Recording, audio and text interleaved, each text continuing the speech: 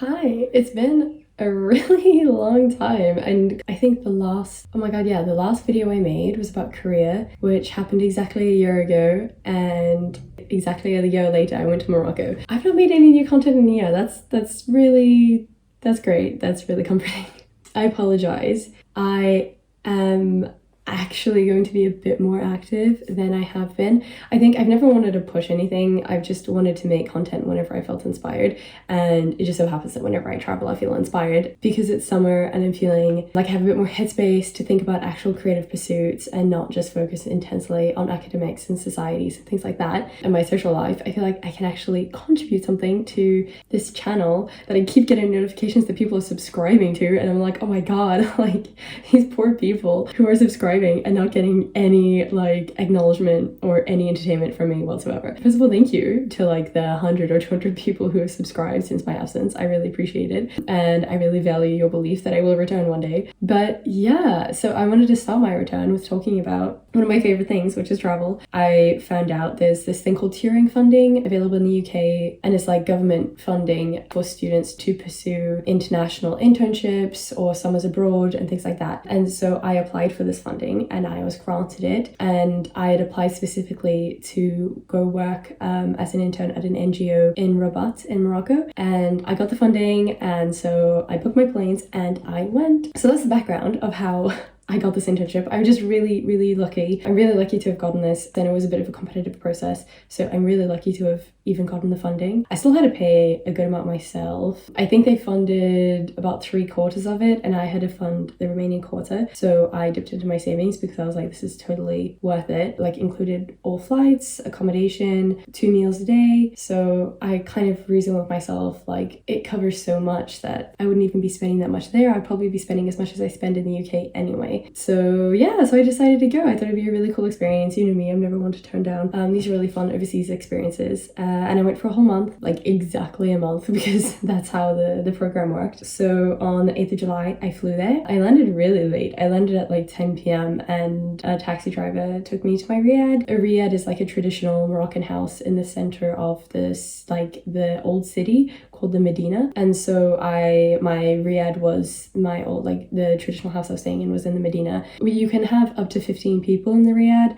We had, I think at most like 10 to 12. Near the end, it really dwindled because they were trying to shift everyone to another riad in the Medina because they wanted to renovate ours. So I think there were 3 of us near the end, which was quite sad and empty. I just wanted to talk about everything. Okay, let's break it down into topics. First of all, the actual internship. What did I do? Did I like it? I did very little work for my internship. Well, first of all, the first organization I was placed with, I was with them for a week and they never even really made me do any work. They didn't really talk to me. One time they didn't even come to work and didn't tell me they weren't coming, so I was just locked outside. And it wasn't like the most pleasant experience, so I spoke with like my coordinator and I got transferred to one that other interns were doing. It was like a youth-led NGO and it was really cool. We did a lot of focus on sexual and reproductive health and rights because that's a really big issue there. There's very little education around sex and sexual health and what your rights are. So a big project that the organization was working on was to try lobby the government to implement policies in order to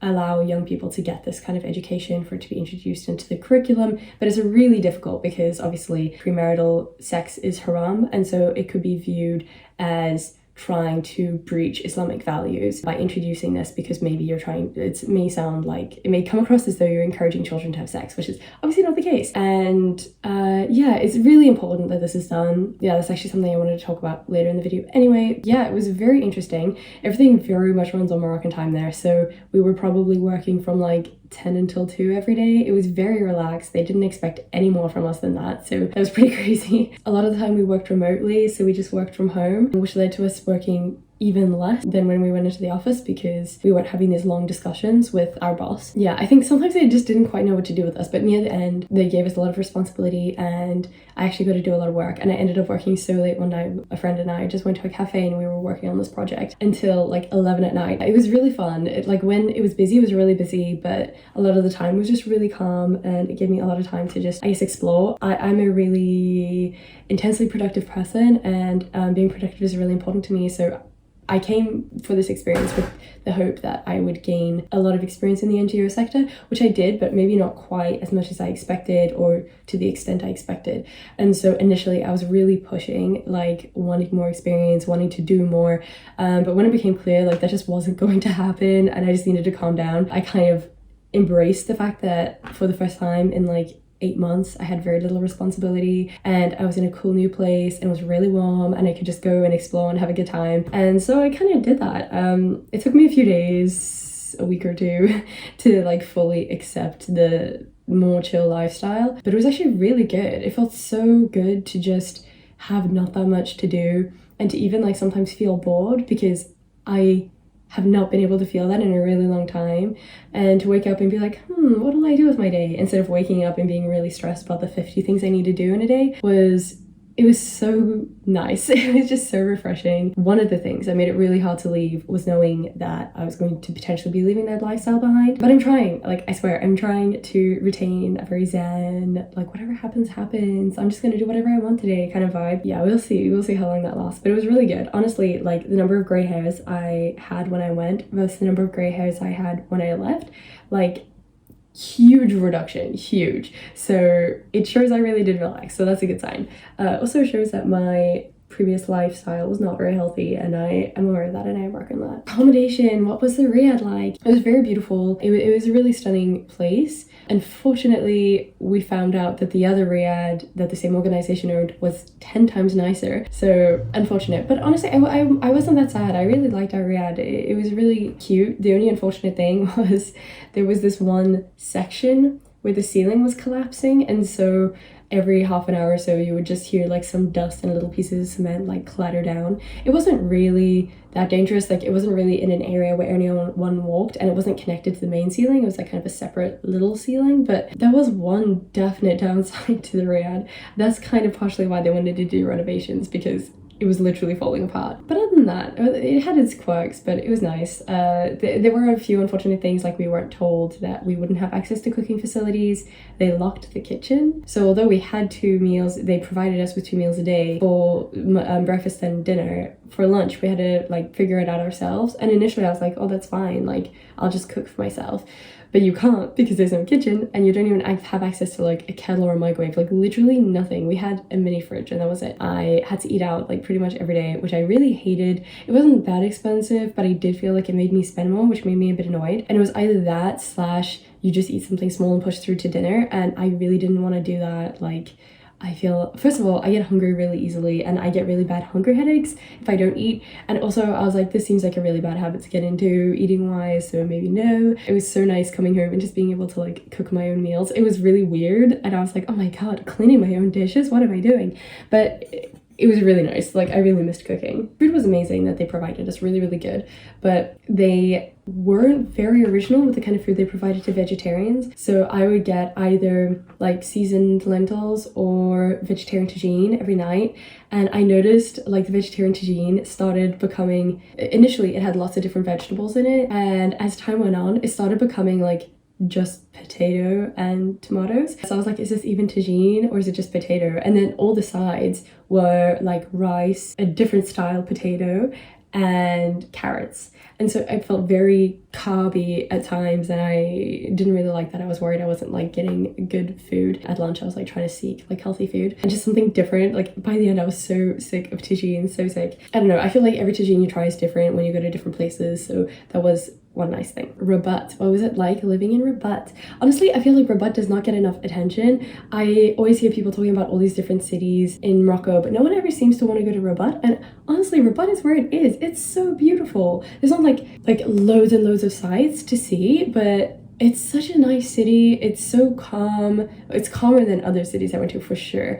It's like a really nice living city. Like I can totally see why people would want to live there for work or something. Everyone's really friendly. It's such a vibe. It's so pretty. It's like on the coast, so we would always like go walk down to the pier or the beach for the sunset. I have so many lovely memories there, and they sell beignets, like these donuts on the beach, and I would always buy myself a beignet, and it was for like 2 dirham, which is, for like context, like £1 is like 12.5 dirham. So 2 dirham is like, I can't do the maths right now, but that's really not much. So getting a beignet for that was like oh, such a good treat. We went to see the Hassan Tower like a million times, and there's also the mausoleum of Muhammad V there, which I always found was a really weird concept, like going into mausoleums and like looking at this casket with the dead person in it is a very strange tourist attraction, but it was interesting. The Medina itself is probably one of my favorite Medinas, actually. It's so confusing. I got lost so many times, and because my riad was in the Medina and you have to like go down all these narrow alleys to get to the door of my riad, it could be so confusing. Like sometimes I would leave one section and think I'm like taking all the right turns, and then I end up almost exactly back where I was or in some completely different area, and I'm like, how did I do this? It took me like literally like 3 weeks to fully memorize all the twists and turns from all the different entries that you can come into the Medina and how to get to my riad from them. And like I was finally like piecing things together, and I felt like, you know, the enlightened brain like meme, I felt like that. I was like, oh my god, it's all connected. It's all connected. It all like suddenly made sense in my brain. But it was a huge learning curve for sure. Especially initially I didn't have mobile data. I had to like top it up, and it was like a process. But initially I didn't have it, and I was so scared to leave the riad by myself because I was like, I'm never gonna make it back. I will never make it back here. Luckily I had people to escort me, but yeah, stressful. Oh, the Contemporary Museum was really cool. I don't even know if I took many photos, but it was really fun. It wasn't too expensive as well. And there's a botanical gardens, which is really beautiful. There's right nearby where we live, there's a park called, I think it was called Hassan Park, and that was really nice. I'd go read there sometimes. The annoying thing I found about a lot of the parks is most of the time you're not allowed to sit on the grass because they water it, and they like it's like very manicured grass, and so they don't want people sitting on it, which I hated because like most of the benches would be in the sun with a few being in the shade, and then obviously they're all taken, like all the ones in the shade, and I much prefer sitting on the grass anyway, and so I found that really annoying. There's also Saleh. Saleh is the city across the river from Rabat, and it's like meant to be like the bougier side of things, but it's really fun. Like you can pay like 2.5 dirham and they'll like take you in a boat across, and it's like a 5-minute little boat ride, and it's so pretty because you can see Rabat from a different angle, and it's really nice. They had a lot of nice food places there. They had a lot of chains there, like if you wanted, I don't know, if you're craving Burger King or something, but we normally went to like a more authentic restaurant. They also have a Medina there, but the Medina is so dead. Like it's only open on certain days, and certain things aren't open a lot of the time, and it's like much quieter, and Saleh is like not a touristy place really. But yeah, anyway, would highly recommend that. That's an option. We did that loads of times. And then the food did not have a lot of variety when it came to eating out. I had some key places I went to, and I went there a lot. There's this thing called msmen. It's almost like a crepe, but it's like a square crepe, and it's a bit plainer and it's a bit thicker. It's slightly different texture, but it's so good, and you can buy them in the Medina, and it comes with like cheese, like do you know the brand Happy Cow? It comes with like Happy Cow cheese and honey, and it sounds like a really weird combination, but it is so good. And so a lot of the time I would get that for lunch. But if I actually went out to eat, there was a place called Boho Cafe. It's not like Moroccan food at all, but it's fully vegetarian and vegan, and it has really, really, really good food options.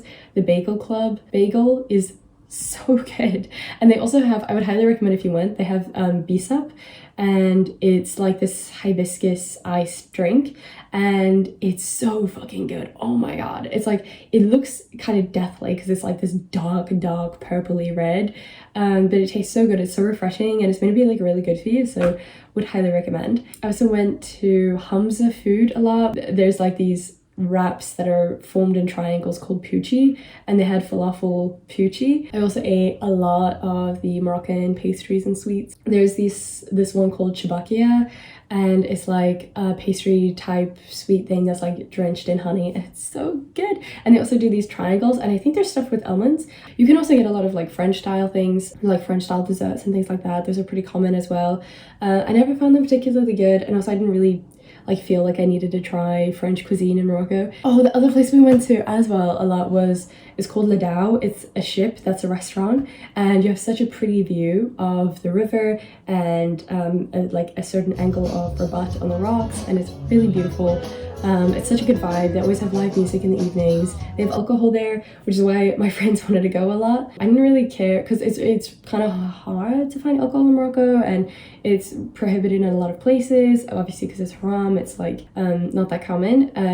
Yeah, I know I'm not a big drinker, so I was pretty fine with not drinking for a month. I think I probably had alcohol twice, 2 or 3 times. But yeah, it was really fun for the vibes. And in the basement of the ship, they have a club that opens at 11 p.m. and it's actually really fun. If you go with a big group of friends, it's not the most lively thing ever. It's quite small, but it's really fun if like you're craving a night out and want to go boogie. And it was quite fun. I really enjoyed it. I think I only went there once into the club, but it was a good time. Yeah, I mean, yeah, Rabat has a really special place in my heart because obviously I lived there for a month and I made really good friends there and we had a really good time. Just hanging out day to day. It was really fun. I also got a tattoo there actually, but yeah, it was really cool. It was once again illegal. I don't know if you remember, my other tattoo was also illegal. I just keep going to countries where tattoos are really hard to get, but the guy did so well. And then yeah, all the other cities I went to were really cool. So first of all, I went to Marrakesh, my first weekend there, which was really cool. I went with a bunch of girls who kind of just like took me into their group, which was really sweet of them. We went on a camel ride in the desert. We went to a village where they make argan oil and they did like a live demonstration of how it all works. I actually bought like this prickly pear mask face scrub thing there, and it's been so nice. Honestly, it smells so good and it's made my skin feel so good. And then we went on a hike up in there's like this little town called Imlil by the Atlas Mountains, and we went on a hike up to one of the waterfalls, not the big one, but like just one of them, and it was really cool. It was an interesting mix of locals there just vibing and tourists there. The water was freezing, but it was so nice. It was such a beautiful time. I think that was my favorite one of my favorite activities in Marrakesh. And it wasn't even in Marrakesh. We ate at a rooftop restaurant there in the village in Emilil, and that is where I had the best, and I mean like the best tagine I've had in Morocco. It was amazing, and the bread was so fresh, and it was just, oh my god, like honestly I still think about it. Like that was my first weekend and nothing beat it since. I literally was like, I need to go back to Imlil. It's literally right by the hiking trail, so it's kind of hard to miss, and it has a really nice view of all the mountains and everything. It was, I'm so sorry because I don't know the name of the restaurant, but it was so fucking good.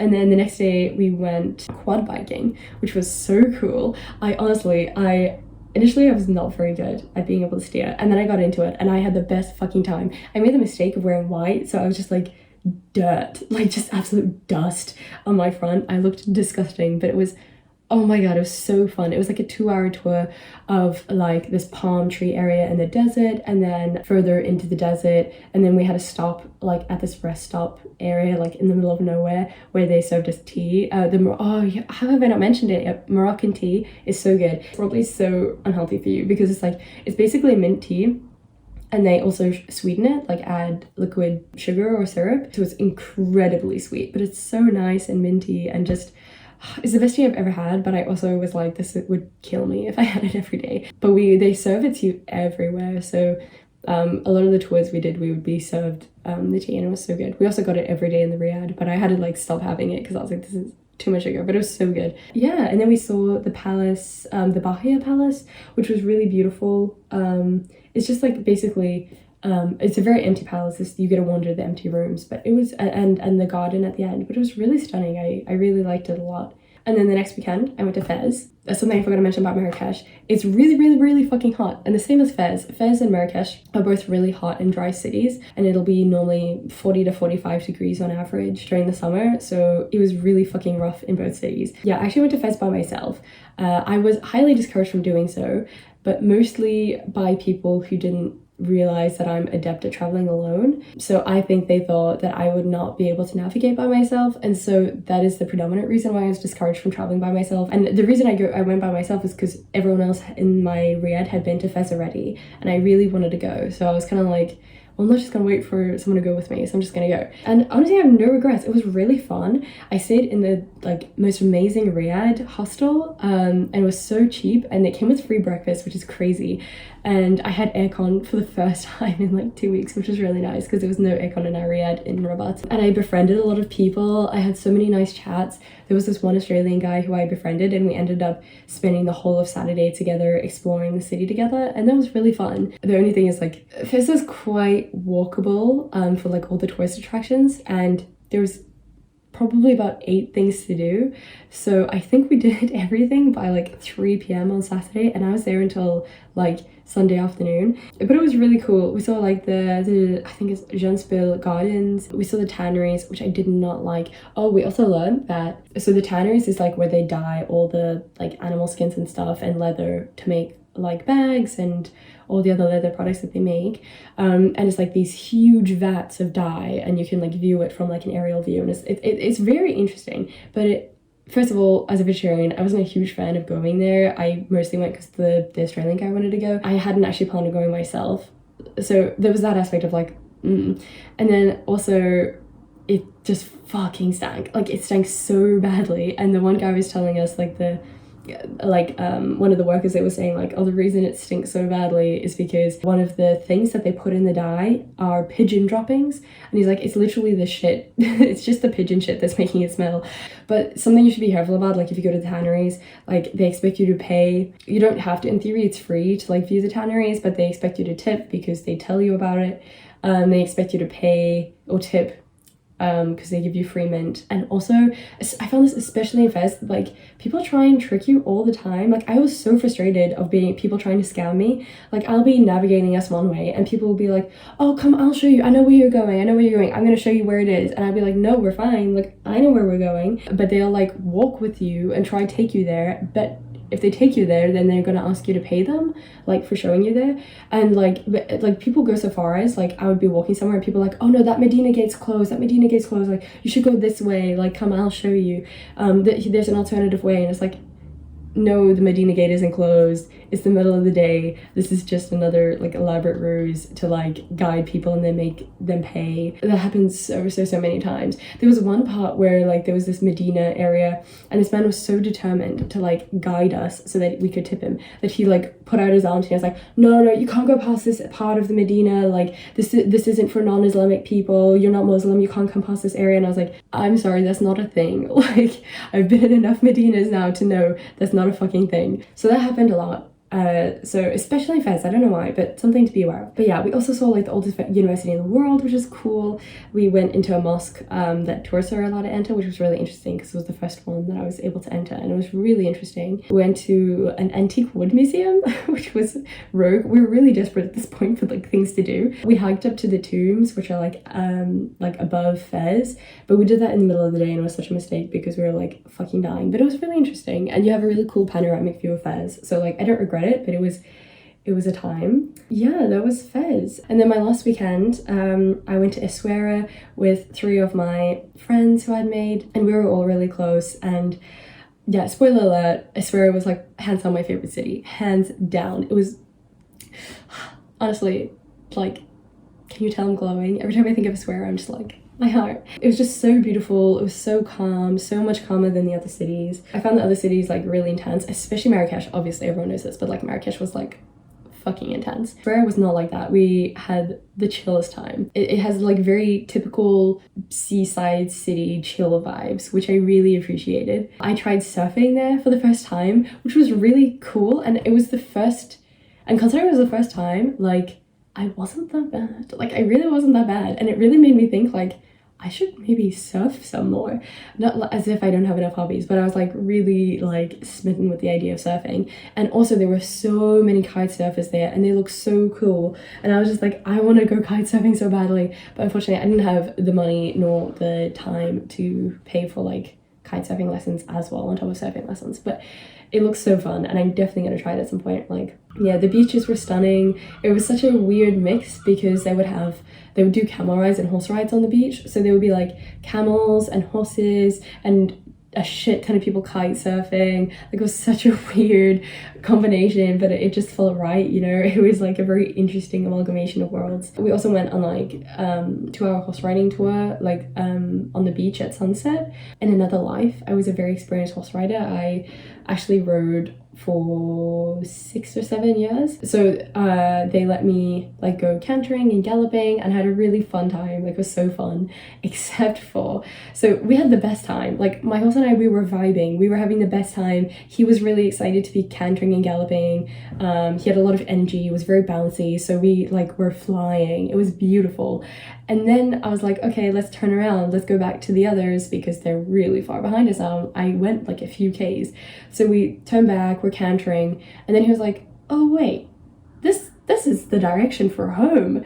And he put his head up and he, oh my god, when I say he galloped, I've never been on such a fast horse before. He fucking flew and he would not stop. Like, before we had really good contact, I didn't need to pull too much or like be too firm with him. Like, he was really responsive to me, and I really hate having to be super firm with horses because I never want to like accidentally hurt them or anything like that. I like when you can be really intuitive with them. But he was kind of like, fuck you. And he was like, I'm going home. And we galloped past everyone and I was like, fuck.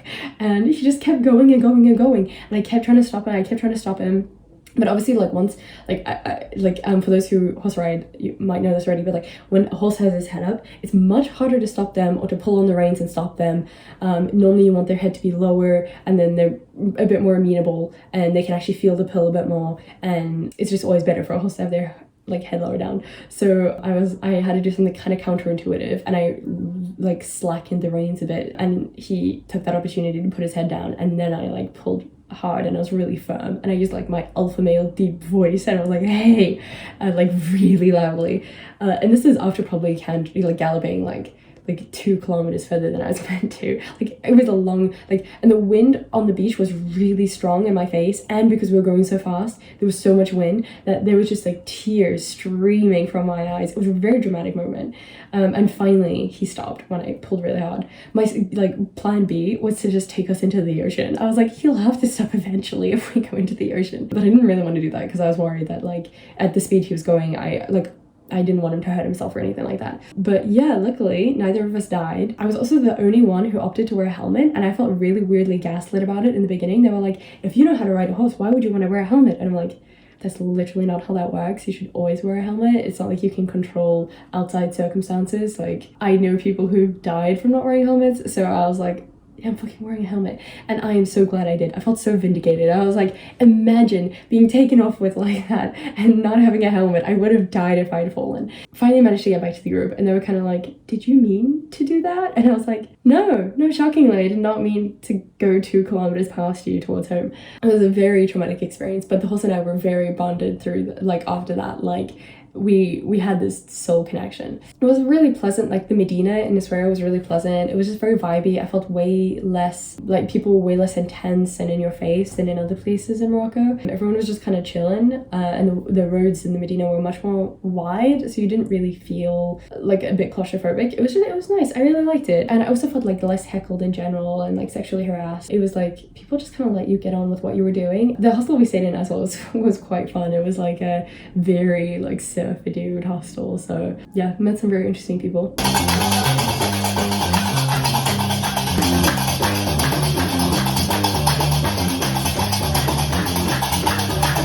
The final thing I did was I went on a day trip to Casablanca during the week. I do feel like it's a bit overhyped and romanticized, like because of the movie and things like that. I've not seen the movie. Anyone I know who's seen the movie has been like, oh my god, you went to Casablanca? What was it like? And I'm like, I really don't want to break like this illusion that you have of what Casablanca is like. It's not like the craziest city. There's not that much to do there. It was definitely fun and like definitely worth going, especially for the mosque. Like, there's the biggest mosque in Africa there, and it's really beautiful, and you can enter the actual mosque as tourists, but you have to have a headscarf, and because I didn't realize you could enter, I did not bring a headscarf, and so I could not enter, but I could see it from the outside, and I'll tell you, it's very pretty. But yeah, I also met friends there. I met up with some friends I knew in Casablanca, which made it more fun, and they knew the area, so they showed me around like the Medina, and there's like this cool palm tree park, and we saw the new city. We went and got ice cream. We went to like a vegan cafe, so it was a really nice time, and I think I really enjoyed it there, but it was partially just because I had met up with friends I knew and we were having a good time. Casablanca as a city, I think is probably good for a day trip,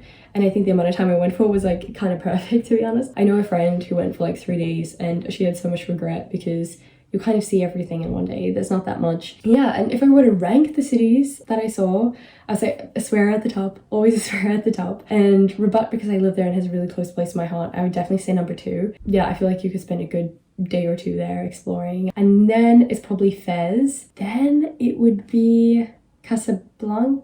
No, then it'd be Marrakesh and then it'd be Casablanca. That's the rank. That's the official ranking.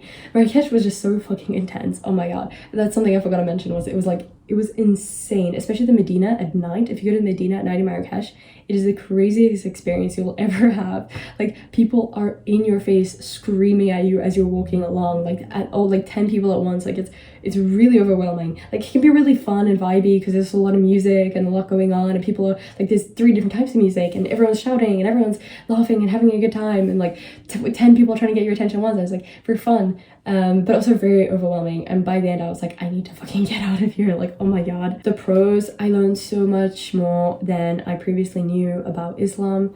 I think I had like a huge gap in knowledge because I've never been for a long period of time in an Islamic country. I think witnessing how everything functions firsthand and the culture and everything that comes with it, it was really insightful. I developed such a better understanding and I really enjoyed that. I also just learned so much about Moroccan culture and traditions and history. I got to learn some Darija, the Moroccan dialect of Arabic. Unfortunately, I did not learn any Amazigh because I didn't really meet anyone who spoke the language, unfortunately. I think it's meant to be a very different language, so I'd be really interested to know what it actually really sounds like. Yeah, I know with Amazigh, a lot of people refer to them as Berber. Someone was actually telling me that the origin of the name comes from when I think the Italians were at war with the Moroccans, and they gave them the nickname Berber because it means like barbarian or savage, and they were referring to them as like the savage people, which is, considering that's the history of it, kind of makes it feel like a really uncomfortable word to use. So although a lot of people use that term in Morocco and a lot of people refer to themselves as Berber, it just never really sat right to like use it, and I wouldn't really encourage like anyone as a foreigner to use that word. If people identify as that themselves in Morocco, like obviously that's completely fine, but the official name is like Amazigh, so I would stick with that. To be honest, Morocco is such a loud place. People are so loud and shout all the time, but they're so friendly and very lovely, and there are some really nice, helpful people. And yeah, I just had so many funny, cute interactions with people. I remember once I was like escorting someone to the hospital because one of our friends had to go to the hospital, and we're standing in line, and this little girl like turns around and she like points at me to like come down to her. So I like went down to her level and she was like, "You are a good girl." And I was like, thanks. I am. But yeah, it was just, yeah, lots of weird, funny, cute interactions like that. I saw so many acts of kindness, like pure acts of kindness, and I really love the sense of community there. Like in the Medina, a lot of people seem to know each other. Like sometimes they'll be walking behind someone or near someone, and they'll just be like walking in the Medina, and you'll see them like recognize someone and they'll be so excited to see them, and then they'll have like this whole chat and this whole discussion. And was not an isolated event. Like, people were constantly seeing people they knew, constantly recognizing people they knew and having chats and stuff like that. And it really shows like the extent of the community and how well everyone knows each other there. And yeah, I found it really wholesome. I really like that. It's much more of a collectivist culture, I think. There were also like often in the Medina you would see like in the afternoons or evenings, like old men would be sitting in like 2 old men would sit in chairs like facing each other, and across both of their laps they'd have a checkers board, and they'd be playing checkers with water bottle like lids or caps as like the checker pieces. And it was so wholesome. Like, it was just so wholesome. I loved it. And one of the girls was teaching English at a local school, and so a lot of the time the children would come and fetch her from our riad in the mornings, and so they'd come and chat with us and say hi, and because they couldn't really speak much English and they were quite young, so not all of them spoke French, we would have like really broken communications, me trying to use the limited Arabic I knew, them trying to use the limited English they knew, and 2 of them actually like drew me like little drawings and stuff, which they gave me, which was so cute. So sweet. So there were lots of like lovely, wholesome things like that. Yeah, I think seeing like the integration of French culture and Moroccan culture was pretty surreal. I think it's quite sad in a lot of ways that French has overshadowed native languages. It's kind of the administrative language of the country, so a lot of businesses, work in French or half French, half Arabic. I think a lot of the younger generations seem to have grown to resent it. They have to learn the language from first grade in school. I think due to the colonial connection that French has, like, as a language in the country, I can understand why people resent it, and I think it's a pretty big burden to put on people to force them to continue to learn this language. Yeah, I met this one like 17-year-old who was saying that he refuses to speak in French because he hates the language because of its historic meaning for the country, for his relatives in the past. Another friend was actually saying that they study in France now, but they're Moroccan, and they were saying that even though you do have to do this, you have to learn French, you have to be fluent in French in Morocco. Even when you go to France, like, you're judged for your French and you're expected to have perfect French, and people laugh at your accent and they have really high expectations of you because if you come from an ex-French colony, your French is meant to be perfect. And so there's a lot of pressure even going, like, leaving Morocco and then going to France to actually make use of this language that you learned. It's still like seemingly not good enough. And even though he's completely fluent in French, like, because you can still sometimes hear that he's not French just based on like a very mild accent, like, that's a big deal. And like, it just seems like so much pressure and really unfair. I think the French are especially judgmental though. I don't know, it also sounds kind of vaguely racist based on like the kind of attacks this person was receiving based on language and accent and things like that, which is just kind of shitty. I really wished when I was there that I was more fluent in Arabic, because I'm B2 in French, so I'm much more comfortable speaking in French, and so it was really helpful there because I was able to navigate really well and communicate with people really well, and I had lots of really cool conversations that I wouldn't have been able to have otherwise. But I did feel really bad that I couldn't speak Arabic, or Darija rather, with them, because it kind of felt a bit shit to not be able to speak their native language. I think if I went back, I would want to know more Darija, so I'd be able to communicate a bit better. I could always tell they were a bit disappointed if I spoke in French instead of Arabic. Well, not everyone, a lot of people would be. You spoke with someone, they'd be like, oh, can you speak Darija? And you'd be like, no, and they'd be like, okay. Yeah, I think it definitely boosted my ego because, like I said before, I was never super confident with my French because I feel like I always got really shat on. I love how Moroccans speak French because it's slightly slower, they have a really nice easy accent, and I always feel like I fully understand what's going on and like I can process it all. It's so much nicer, it's so much more pleasant, like when having a conversation. If I made mistakes, like, they were super chill, like it didn't matter. They didn't judge me at all, like it was so non-judgmental when it came to the language. I want to be fluent eventually, so it was definitely a good practice and I really appreciated having that opportunity. It is sad though that that's probably the only time I'll be like praised for my French. As with my South Korean video, I feel like it's only right to discuss the things that I didn't like or that I struggled with while there. And there were two key things that did make my time there a bit more challenging. The first was the treatment of women, so also the treatment of me as a woman. It's much more common practice for women to be sexually harassed on the street there. I was shouted at, I was hooted at, I was whistled at, I was catcalled, I was called to literally like a cat, like pss, pss, pss, pss. I was told I love you by 15-year-old boys.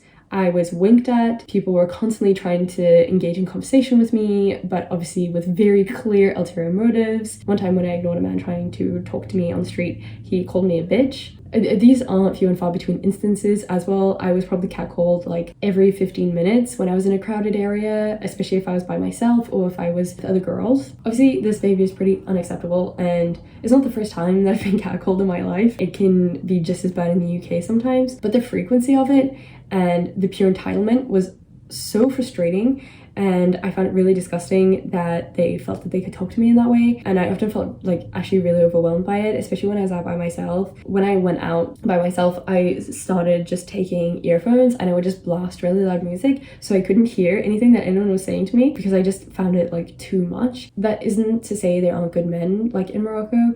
I met some really lovely and respectful and interesting men, but it is a systemic issue. Gender-based violence statistics in Morocco are generally pretty terrible. I actually had to do like a lot of research on this topic because it was like all going towards this project that I was working on around violence against women and girls in Morocco for my internship, and I learned a lot, and I definitely feel like a lot of it is not spoken about enough in Moroccan society. For example, 71% of girls aged 15 to 19 are sexually harassed. Very few girls and women actually report being sexually harassed or raped because premarital sex is illegal in Morocco. And so if it was somehow proven that this actually was consensual, then the women and the girls would also pay the consequences for having broken the law. So it really deters victims from coming forward. I think domestic violence is probably one of the worst. Poor treatment in marriage is really normalized in a lot of families. Given that the violence against women law was only passed in 2018, I think society hasn't fully been able to shift its mindset. So there's like a really huge power struggle between conservative values and tradition and gender equality on the other side. That was the one thing I definitely struggled with a lot. The other thing I found difficult was the blatant animal cruelty, particularly in Marrakesh. I think Marrakesh was the worst because it was like a super like hyper touristy place. Yeah, I was quite surprised because I knew a lot of people who had gone to Morocco, but no one mentioned this, and I feel like it stood out to me so much, but because no one had like forewarned me, I felt really caught off guard. I was like, I was not expecting this. In the Marrakesh Medina, there were like these cages with all these like baby or mini tortoises, and they're in like a cage like this big. There would probably be like 20 tortoises like all stacked on top of each other, and they were like writhing and trying to walk around, and it was like, oh, it was so sad. And there were monkeys who were dressed in outfits and on like chained leashes, and they were like forced to play with people, and they were like thrown on people and not pleasant to see. And there were also cobras, which apparently only live 2 days because their mouths are sewn shut so they can't bite people when they pet them, and so they starve to death. Like right outside the Medina in like the main entrance, there were all these horses with carriages, and they're forced to stand in the sun for hours. And remember when I said it was really hot? It's really fucking hot. And they were forced to stand for hours,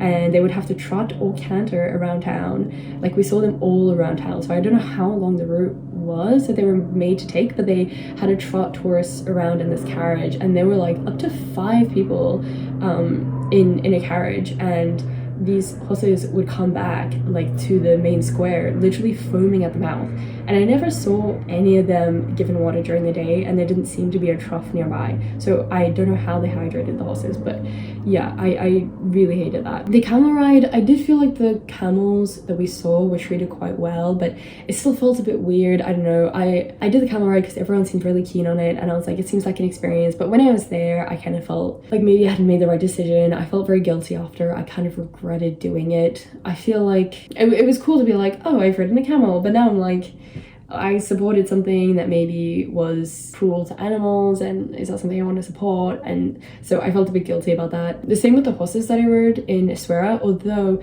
those horses were really, really well treated, and we met the people at the stables, and I saw the stables, and they were really nice, and the horses we were riding were in really good condition, and they were really energetic, so I didn't really necessarily feel too bad about that. And as someone who's been around a lot of horses in the past, I knew what a horse in good condition looked like, and I knew these horses were well looked after, so I think I didn't feel as bad with that. I think with the camels, I saw like some mild mistreatment or like signs that they weren't being treated super well that made me feel really guilty. And yeah, anyway, there was also like a pet shop down the road from my Riyadh in Rabat, and at one point they had a cage with 2 owls, which I assume they had captured and were now selling, because that seems to be a really common practice. But yeah, I think that's something to note, is like a lot of weird and interesting animals they were out to see in the Medina are actually stolen from their natural habitat or their nest as babies and then sold, so, or used as like a touristy attraction thing, which is, yeah, kind of cruel. I don't like it, don't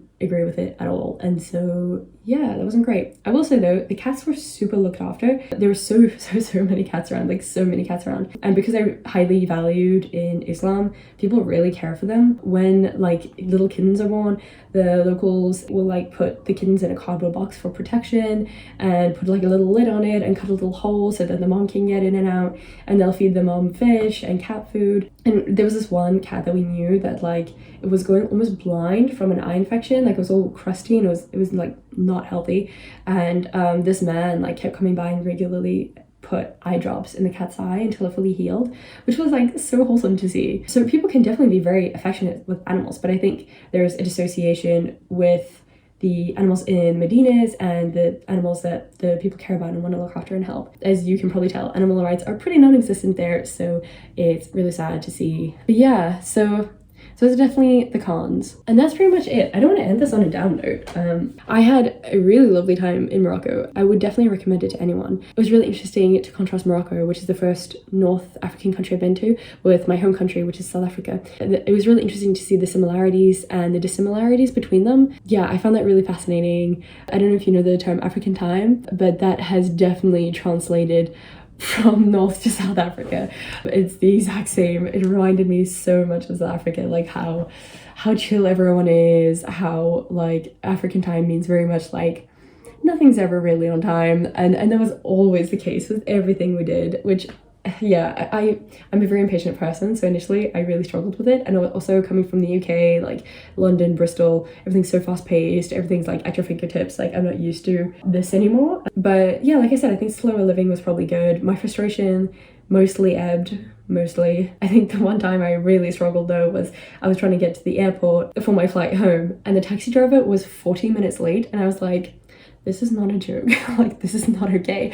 I was so stressed. Obviously, I'm too much of a people pleaser to make a big deal, but I was like so stressed at the time. I was like, I'm going to miss my flight. Obviously, I was like well within time, but like it was actually quite crazy. Like the taxi driver was late, and then the check-in line, there were like 4 or 5 people in front of me, and I had to wait like 30 to 40 minutes in that line before it was my turn. Like they were just going so slowly and chatting with people, and it's like obviously like really lovely, but I was also like, I must get through security, I'm gonna miss my flight. Yeah, I think I'm just too stressed of a person and too impatient of a person to be able to live like that all the time, like where everything is very slow and all the processes are very slow. There's a lot different, obviously. The culture, the religion, everything is very different to what it's like in South Africa. But there were definitely some things that reminded me of home, and it was very sweet. I made amazing friends who I'm planning on visiting and seeing, and who are going to come visit me and who I'm going to host. So I'm so excited.